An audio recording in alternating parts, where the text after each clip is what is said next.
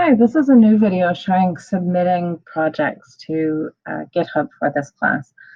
So first of all, keep in mind that we're only putting code or files with HTML and CSS into GitHub.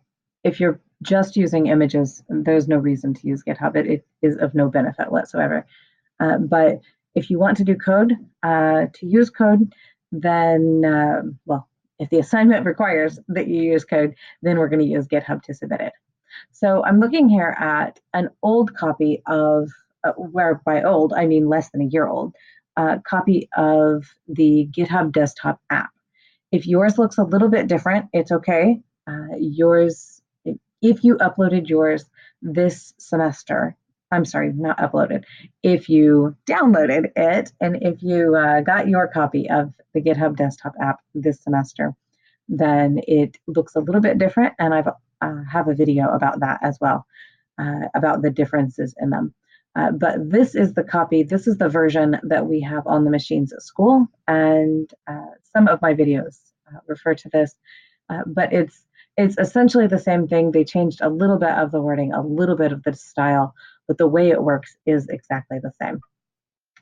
So now they use, for example, the word push instead of the word same. And instead of the little plus, they have a little bit different symbol there. So I already have some repositories cloned, but you won't in the beginning. Yours will be empty. But I'll go ahead and clone a new one to show you how that process works. So I'm going to click on the plus. I probably would have normally started out in my folder. So you're probably going to start in the folder that you've named yourself, or the account you named yourself. But you've been added, you should have been added by now to the Parkland CIS 152 organization in GitHub. And then I'm going to choose one of these projects to, one of these repositories to clone. So I'm going to see if I can find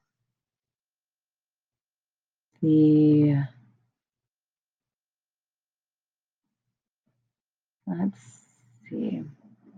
You won't have this many. You'll only have a couple of options yourself. You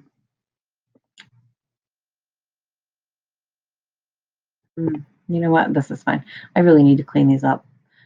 Let's just go with the project assets because I don't already have that one. So this isn't any project that you'll be doing. It was from last year. And I'll click clone. And typically I put mine on the desktop during the semester that I'm working in this particular repository. So I'll put it right on the desktop. Okay. It will take just a little bit to clone it.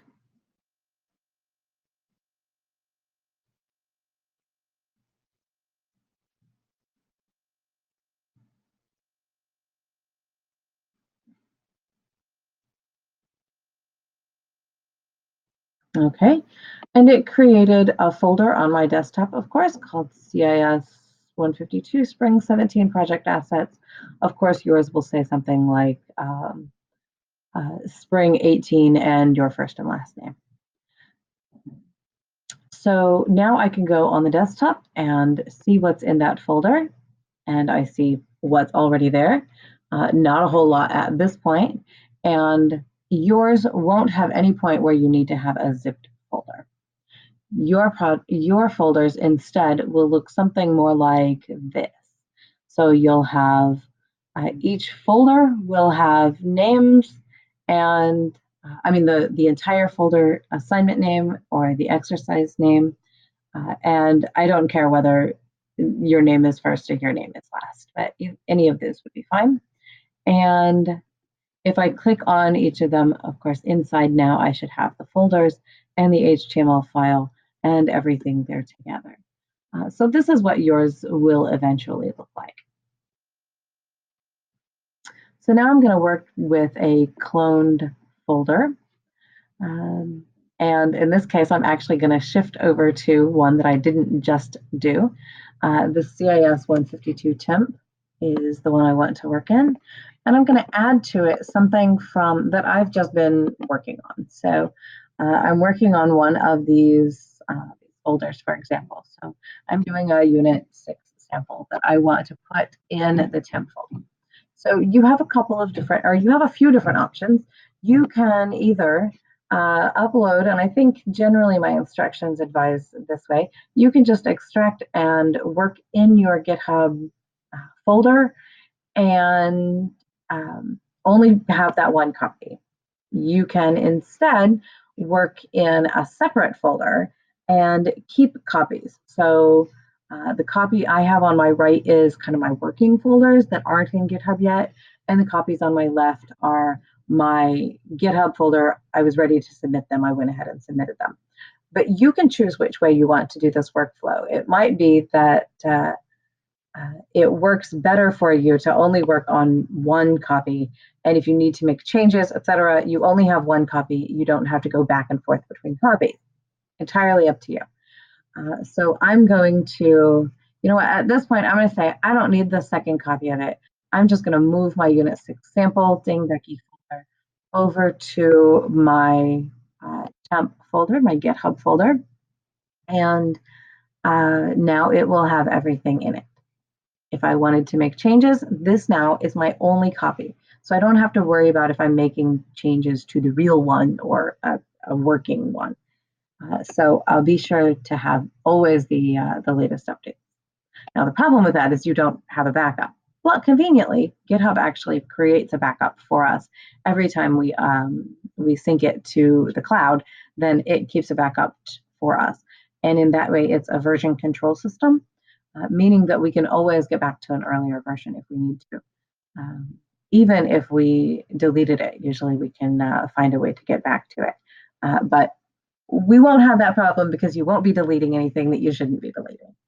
So let's open up the Unit 6 sample. It looks like what I want it to. It has an HTML, it has an image folder, it has a CSS folder with site.css in it, etc. So this is a lot like what you already have working on. And now though, since I've updated this folder, and I don't need this one anymore, I've updated this folder, I should see now in GitHub that I get this little, this blue highlighting on the changes and now a circle, and it says that I've made some changes, which in fact are that I've added these 4 folders, or these actually 3 folders with these 4 files in it. And I can even go to here, this little green plus, and see that I added it. And on the right, it will show what has been added. And in fact, it's the entire file at this point because this file didn't exist prior to that. So these images, and you'll recognize these from this unit, of course. I just need to add a summary. Oh, and by the way, if you were stuck on this history and it didn't automatically open up changes, it's okay. You can just click on changes and get there, see these changes, add your summary. So I'm going to say that I'm adding Unit 6 sample. I do have to have a summary in there. I do not have to have a description, but a description might be helpful for you or anybody else looking at your repository. And then I'm going to commit to master. Committing to master just makes a local copy of it. Sync, or in the new version, push, will actually push these changes up to the cloud and will be held in GitHub.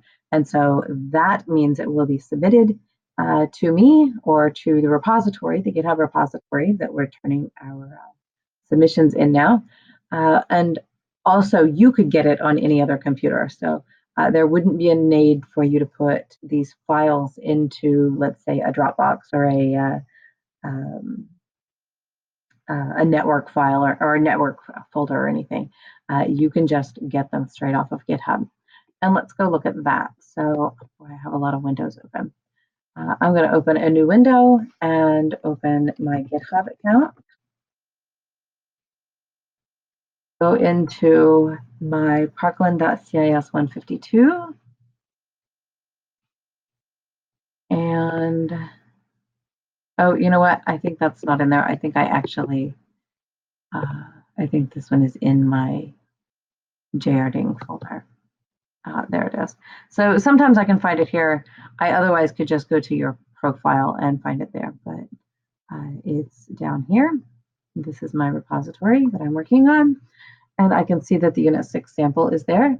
Again, this is a lot like yours will look. There's no need to zip. In fact, please don't zip.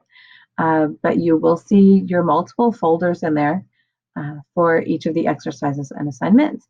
I can click on that. I can see my folders and files. I can't edit here, but I can look at them.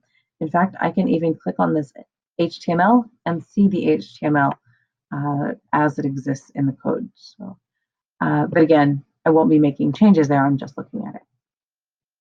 And that's all there is to submitting a project. You can take a screenshot here, or you can even dig in and take a screenshot there, or for that matter, you can take a screenshot there. Whatever you take a screenshot of, make sure that I see that you've submitted something new, the name of your file or your folder that you just submitted to GitHub, and the name of your repository, just so that I know that I'm checking everybody's repository who turned something in, but there's no reason for me to check if you're not going to submit anything. So some students will just stop turning things in, and there's no reason for me to keep following up with them.